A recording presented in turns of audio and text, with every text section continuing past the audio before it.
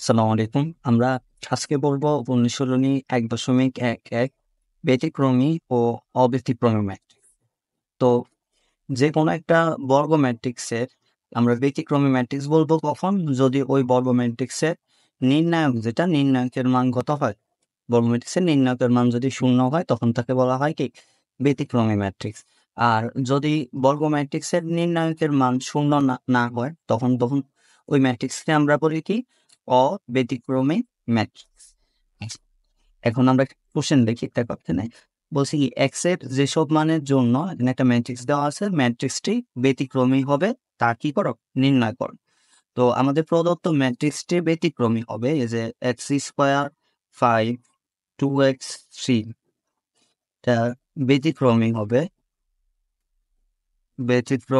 হবে যদি কি হয় এটা নির্ণায়ক যেটা নির্ণায়কের মান কত হয়? 0। তাহলে এক্স স্কোয়ার 5 2x3 সমান কত আসে? 0 হয়। আচ্ছা, একটা ম্যাট্রিক্স ব্যতিক্রমী হয় যদি নির্ণায়কের মান হয় 0। তাহলে আমরা যদি এটার নির্ণায়কের মান বের করতে চাই, এখানে আমাদের কি করা লাগবে? ঘড়ির কাঁটার দিকে গুণ মাইনাস ঘড়ির কাঁটার বিপরীত দিকে। এক্স স্কোয়ারকে আমরা যদি 3 দিয়ে গুণ করি, 3x স্কোয়ার মাইনাস 5 দুগুণে 10 10x ইকুয়াল কত আসে? 0 আসে। এখান থেকে এক্স কমন নেওয়া যায়, এক্স কমন নিলে আসে 3x মাইনাস 10 ইকুয়াল হয় 0। তাহলে হয় এক্স সমান 0 অথবা কি 3x মাইনাস 10 সমান হচ্ছে 0। সুতরাং এক্স সমান কত আসে? 10/3।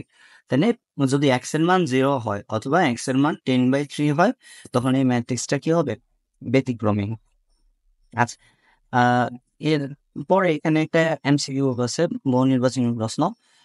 কে এর মান কত হলে 356 কে ম্যাট্রিক্সটি কি হবে? ব্যতিক্রমী হবে।